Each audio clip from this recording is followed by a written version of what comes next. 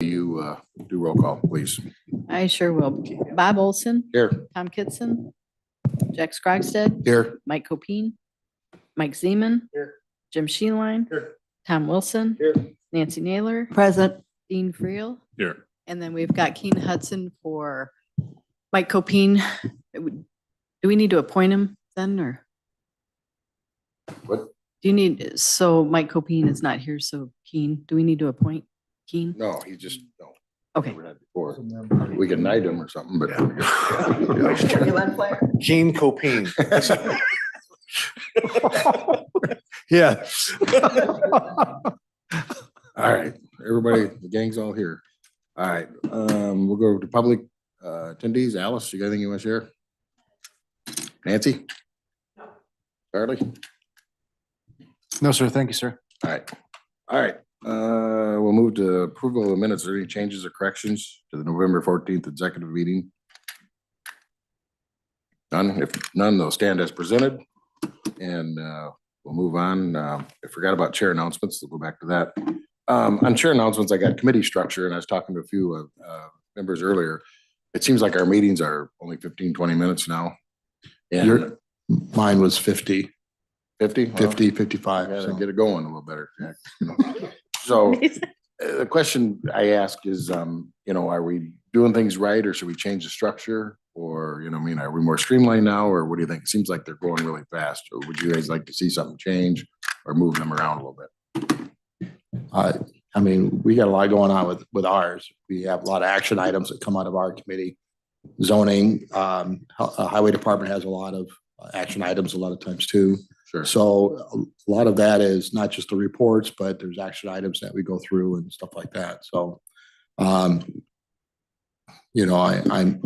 fine with how we do ours. I don't know if our committee, if they would like to be a 15-minute committee, but Yeah, I think we got a lot going on with ours, and I'm fine with what we got going on. Yeah, for transparency, we want to bring everything out. It just seems like, man, we're really moving through stuff now. I don't know. I think we're streamlined better. And you got a lot on your plate with county services, I realize. I might take a copy of this and we'll take a look at it. Maybe we'll leave it alone, but we might revisit how we do things. In finance, I think stands alone as well. But some of these others are 10, 15-minute meetings. So we were talking about maybe going to a committee day or something where all committees meet on one day or something. And that would be nicer for the staff here too. They have one day where they can go back to work. So I might pick a couple of these and discuss it. Well, the only thing with that, because a lot of times what happens in committee then flows to finance. Yep. So finance still needs to be a separate day. We'll structure it where finance and executive is last is how I would do it. Well, okay. So Claims is fine. We don't have any 15. Sometimes they're 2 hours. yeah, claims I think stands alone. No change. But we may not do anything, but let's take another look at it. I think it doesn't hurt to look at it. So if you got any ideas, I guess. Well, Jack, I know that I read your reports and your agendas. Do most of the department heads come and give that, or are those? A lot of people, they do come and Okay. they do provide a report, which I think is awesome because not only does the public, they may not go onto YouTube or whatever, but when it comes available online, they can actually then take a look at it. Yeah. So I like it when the department heads, not only provide a report, but they're here.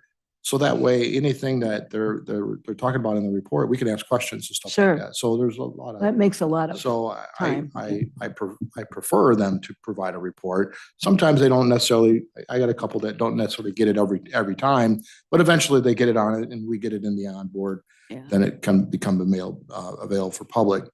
So, but yeah, it's. Yeah, for me, that's the most informative committee, Yeah. that, the reports.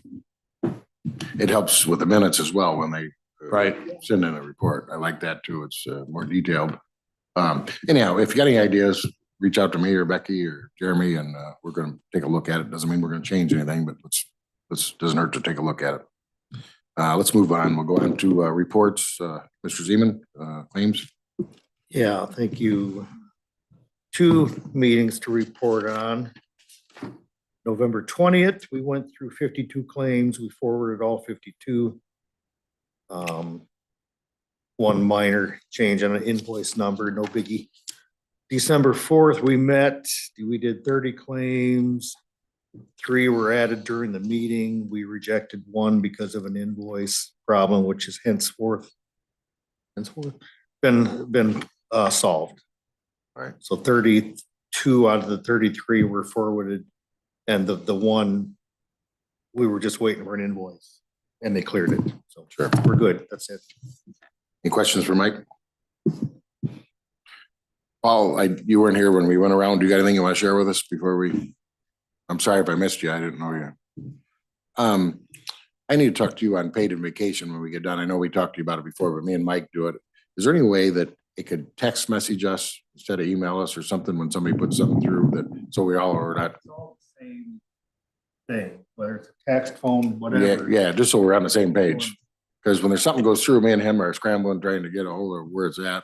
Yeah, the system will, for the most part, it'll send you an email because it'll be in the workflow. If it was there beyond like 12 to 24 hours, it'll send you an email reminder. But for the most part, if anybody's putting in something in paid on vacation, they're trying to get a hold of you. So yeah, they could do a text as well. If that's your preferred contact method, that would definitely work Well, as it'd be well. nice if the system would text us, because I've never got an email from it either. Have you got an email from it? Paid- No, you've never gotten an email because typically on those are ones where, you know, hey, get it done, get it done, get it Yeah, done. yeah. It has to be in your workflow more than a 12 or 18-hour process for it to say, okay, I'm going to send out an email to remind you, go in and fix, go in and do something. Can we change the parameters in that or anything? No. Ye- It yes. turns into a lot with Becky, me and Mike, and then whoever's putting it in, it turns into. Yeah, I know it for the most part works on email. It could send out I guess I would prefer whoever's inputting that paid on vacation, start the process by texting you guys. Because once they get it in, send you a text, and then boom, you know that you've got something you got to go take care Trying to of. streamline that and make it Yeah. seamless. It just seems like that's a hiccup to me. Okay. So, all right, we'll talk about it later. We don't have to waste Yeah. anybody's time on that. So, thanks, Mike. County Services, Mr. Scogstad. Thanks, Mr. Chair. County Services, we met Tuesday, December 10th. And a lot of my reports and stuff is in the agenda packet for everyone to look at. I just want to highlight one particular area that we did discuss quite a bit, and that was veterans assistance. Jim Gorman showed up. He's always been on my list of people to call on for reports.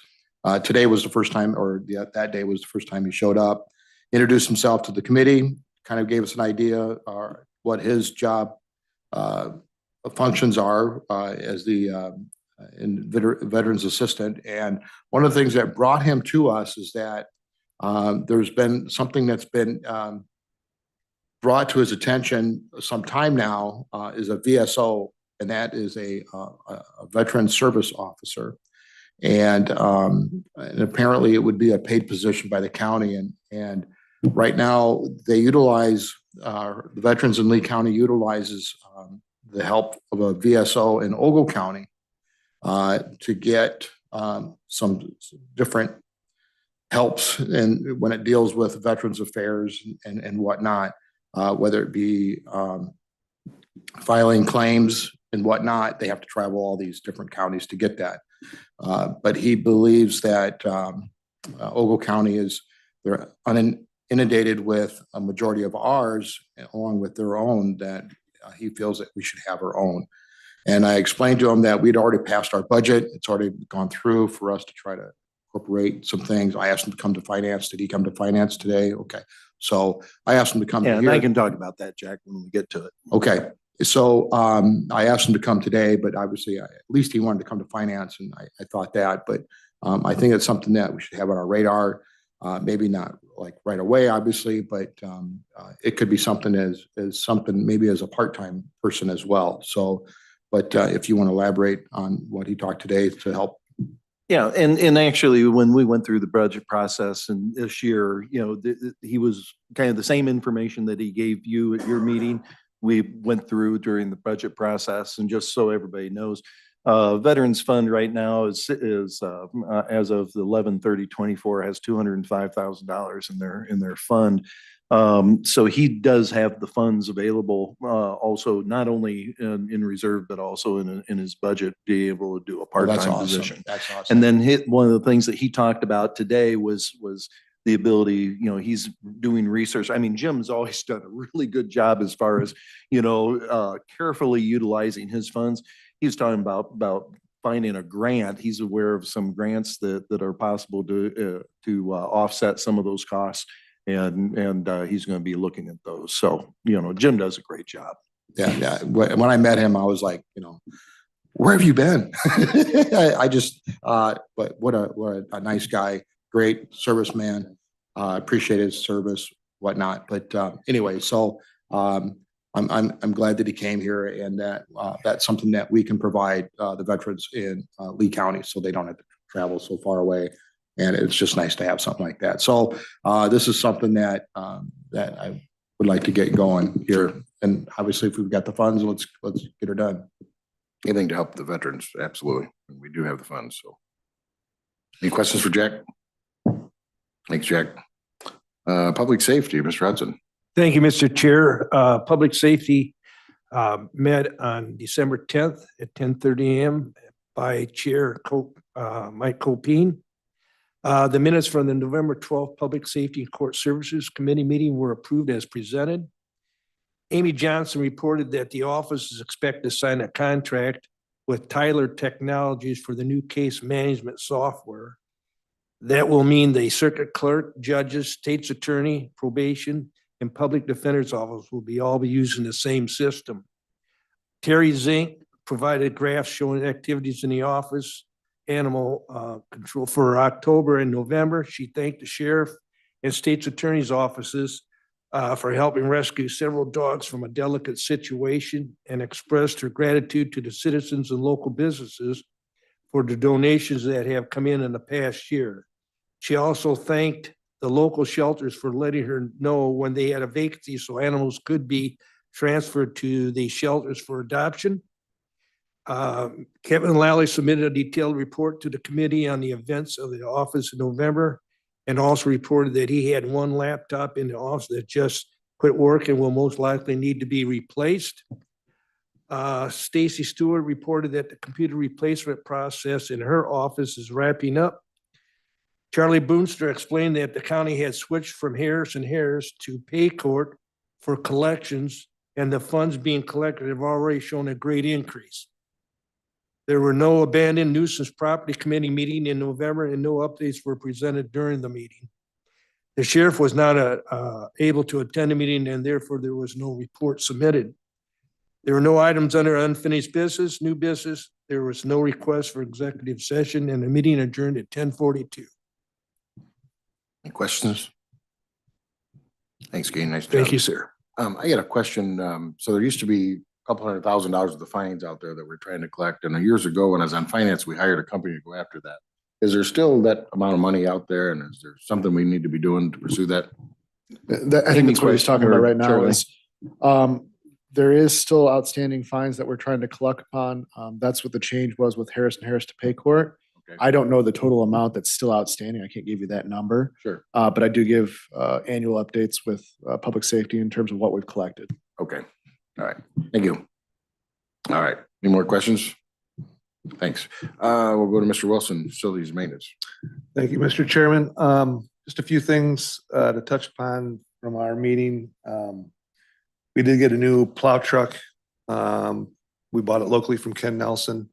Got a plow from Benell's. That is being installed today or yesterday and today up at Ken Nelson. We do have a retirement January 1st, and we're currently looking for we're interviewing right now for other facility people. Eric and his team are doing a great job. There's it's pretty exciting next door. We're getting a new roof put on the 3 garages that are part of the maintenance department now. We've cut a doorway in over there, and I encourage everyone to walk over, drive by and take a look at it. They've done a lot of hard work, and it's we're utilizing the space that the county already has, and it's pretty exciting for the maintenance guys. But other than that, that's my report. I'm like Tom, I'd encourage you to go over and look at the old LEC Center. They cut all the doors out. Have you been over, Jack, and seen it? I haven't been over to that part yet, but yeah. Swing by after the meeting, but any questions for Tom?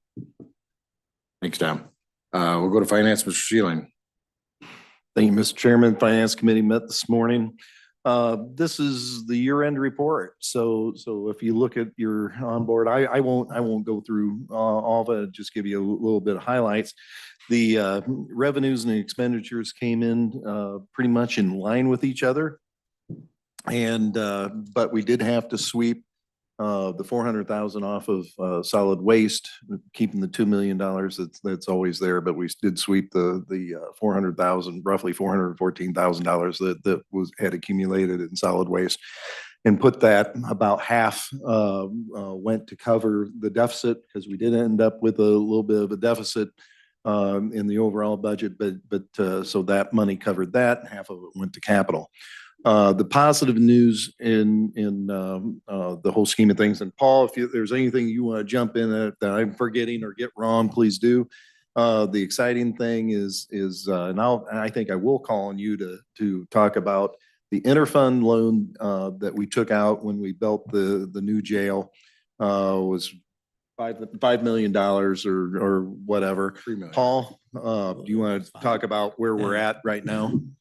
So the interfund loan that we did take out, I think it was really close to 5 when you added, because we actually had it split into 3 different funds. We had capital, we had the solid waste, and we actually had county general. We've consolidated all of that. It's now in capital, but we started 2024 with a $1.315 million interfund loan. We were able to pay off 700,000 of that with the public safety funds this year in November. We're down to 615,000 total. And as if our projections are correct for 2025, we will pay that off completely in November of 2025, which is actually 10 years shorter than our 15-year projection, which is fantastic. And we still have bonds outstanding. We don't want to pay those down because we're sitting on a 3.13 rate or a 3.3 rate, which is not feasible at this time to pay those down early, because you can't even get a Fed rate at that. So, but yeah, we are almost to the point where we'll be able to use any excess public safety funds for the operations of public safety. So what that does, that's really not new money. From our school board days, I remember they always used to talk about new money. This is not new money, but what it does is it does give us a lot of some really good flexibility within our budget process. So it's really good news. At least us accountant types, really look at it as good news. So we're excited over that. And I want to compliment Paul for handling and going through the budget process. That's just kudos to Paul and his team of being able to get that done. So appreciate that, Paul. But overall, we ended up the year in decent shape. Revenues came in pretty much as expected, and department heads kept the line on expenditures. Finance tends to be on the gloom and doom side. We're always worried about the what ifs and all that. And then as the year comes in and, things pull together and we're happy for a few days, we glow in we bask in the glow of having a good result at the end of the year. And then we worry about next year. So, and of course, we passed the budget schedule, meeting schedule for this year. So we're already looking forward to 2025 budget. So you get done with one and you go right into the next. We've got, so any questions on that? I just want to highlight the year end and whatnot. I got a question. So, and I was going to wait to the end, but I'll do it now. Sure. So really you come out, you guys did an awesome job. All the whole team did on this. Come out, your numbers are great. And if you take out, we had one extra payroll last year. If you take that out of the mix, what's a payroll cost us? It's a real close to $500,000. So if you take that extra payroll out of there, you guys actually come out. Yeah. ahead. Yes. So, I mean, Yeah, so we ended October with we were really right at a $500,000 excess. Yeah, and Paul, and I'm glad you brought that up because I was going to mention that and then forgot about it. Can you talk about how this was from accounting and payroll perspective, this was kind of a leap year? We talked about it in finance yeah. and So the way that we pay out obviously is once every 2 weeks. Typically, that means 26 pay periods in a year. But every 7 years, you'll end up with 27 pay periods in that fiscal year. So this happened to be that year, 2024, our fiscal year. We ended up, that last pay period was November 29th. So it still ended up in our final period of the year and the fiscal year, which in essence cost us $500,000 in cost that technically I don't know that we truly budgeted for. So had we foreseen that, and maybe I should have, we maybe had a different story there. But as it ends up, we're $48 to the difference as the year ended, right? sure. So it does end up every 7 years. So I would expect somewhere around the 2030, 2031 year to be looking for that again. We won't have to worry about that. So I won't. Put it in your Google Calendar. Yeah, would you? Yeah, exactly. Thanks, Paul. Appreciate that. The action coming out of finance, I got 3 things to cover real quick. We got 2 board action requests for them having to do with ARPA. And that's basically a reallocation. We had about $18,000 that had been basically returned, that had been allocated for other purposes, didn't get spent, got returned back to us. We need to reallocate those, into the general fund so we don't lose those dollars or have to return to the feds. And we also did that with the $100,000 that we had allocated through ARPA in the capital fund for the abandoned properties that Mike's been working on. And we want to make sure that those funds aren't lost to us as well. They were designated to the abandoned properties. We're pulling them back, putting them in general, making that accounting notation of ARPA. When we all are ready to move forward with the abandoned properties, we'll have those funds available to move forward. So this is just a movement to make sure that we don't lose those funds. So we'll have those 2 board action requests. And then this is not an action item, just we had the initial discussion within the committee talking about a little bit of reorganization. We're been contemplating, there's been a lot of discussion on thinking of the future on how a good hierarchy spreadsheet, or however you want to say it, hierarchy chart goes. It makes sense to move the finance director from under the treasurer to under the administrator.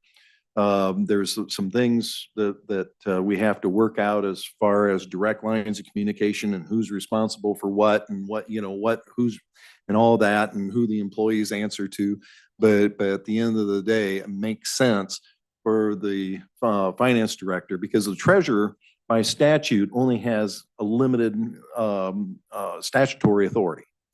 And that's basically to take in, send out the real estate tax bills, take in the dollars, and then invest those dollars as they're dispersed. Treasurer is really not responsible for the budget. Treasurer is not responsible for payroll.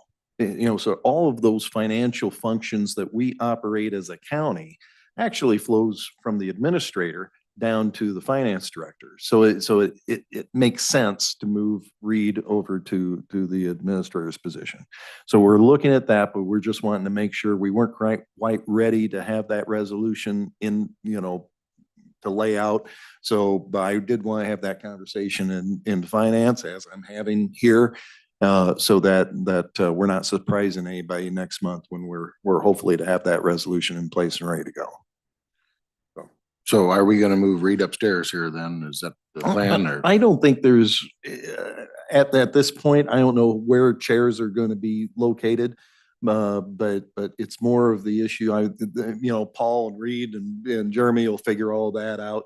But it's most important so that, when there is a change in the treasurer's job, in an administrator's job, everybody knows Yeah. where the line is communications Should be are seamless. and where the responsibilities are. Transition should be seamless now, Yes. and that's what we're looking for. That's what we're looking for. Tom, where's Best at here? Are they still here or are they? Upstairs, but we're working through getting a remodel done in the lower level to move Best downstairs so we can utilize this space up here for different offices. So I think that was a long-term plan, but I don't know. And right now, we're just in a little bit of limbo with the maintenance. We've got a lot of stuff going on and we're just trying to get caught up with other projects, but we're working There's towards. some cold air coming out these windows that Keen had. Keen who? Put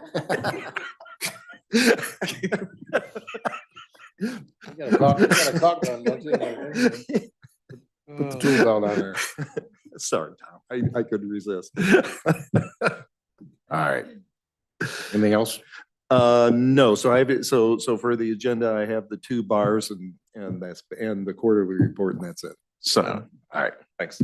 Thank you. Any questions for Jim? Good? All right. I have no monthly sheriff's report. Administrative report, Jeremy's not, he's out today, this afternoon. So I have no unfinished business. I have under new business, I got the MFT maintenance appropriations resolution.